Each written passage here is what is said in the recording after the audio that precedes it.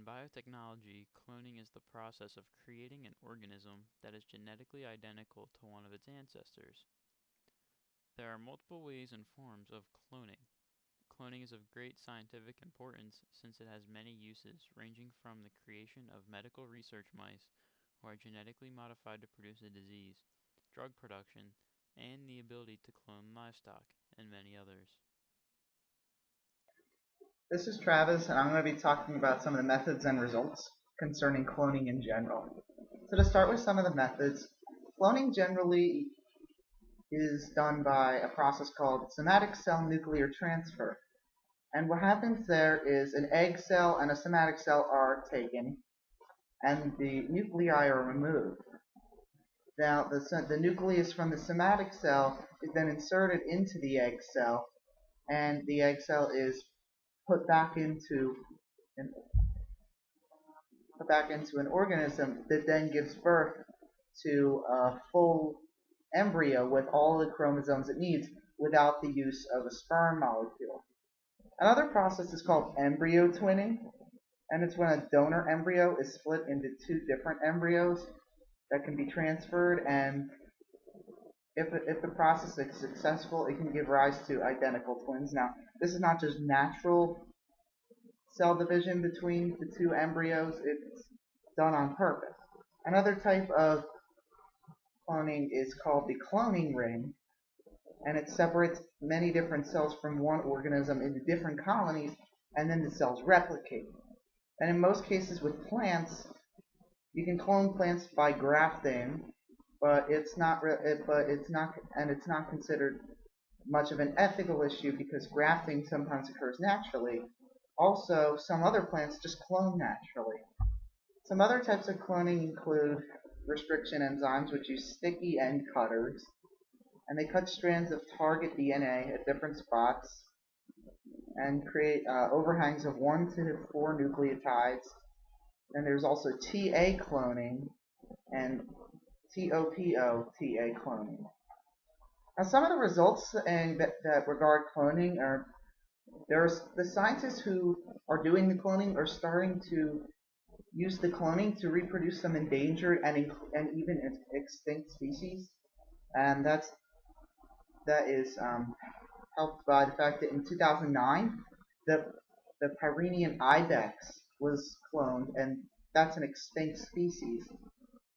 Now, China has been basically manufacturing pigs and cloning them at a rate of like 500 per year in order to test newer medicines.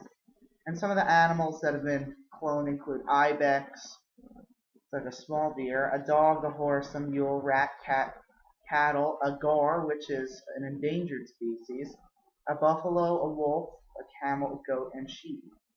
And the most popular sheep is Dolly the sheep. And the cloned animals have given the rise to the thought of possibly cloning humans, but there's been a lot of controversy on that because people think that the cloning of humans is unethical, and sometimes Congress has been contemplating laws that would officially make human cloning illegal. But human cloning now is still frowned upon, so we'll just have to wait and see where that goes. For the pros of cloning, scientists have shown that there is no evidence that from healthy clones that clone meat or milk is unsafe for livestock cloning. And also for livestock, the composition and nutritional values of the meat, milk, etc. are the same for food from clones as normal animals. Cloning can be useful for research because you can produce organisms of the same phenotype because they'll have the exact same DNA. Cloning allows you to reproduce especially valuable animals, such as, say, a Kentucky Derby winning horse. Cloning can also allow you to reproduce endangered species, although this does create risk of inbreeding.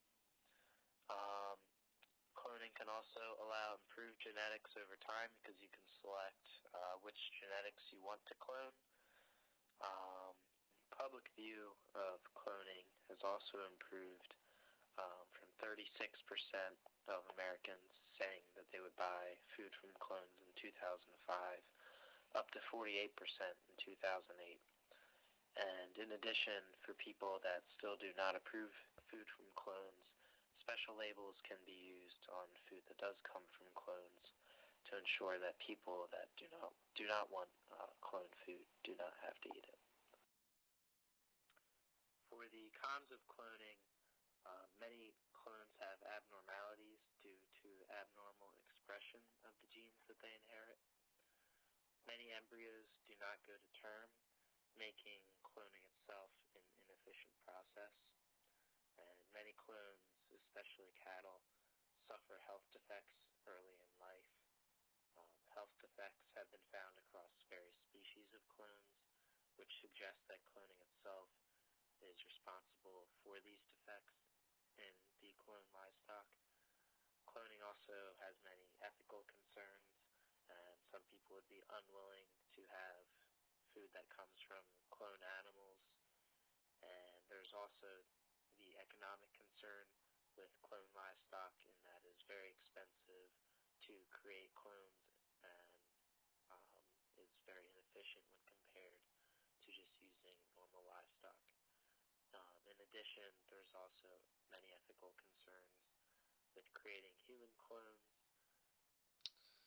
Our group's opinion is that cloning is a potentially useful technology for research, but should not be widely practiced. Cloning allows for exact copies of DNA of organisms during research and allows selective breeding, making it useful for research. But this process is not cost efficient for agriculture yet due to the cost of technology and inefficiency in cloning. Cloning also carries many ethical concerns, and many clones suffer from health defects, meaning this process should not be widely used.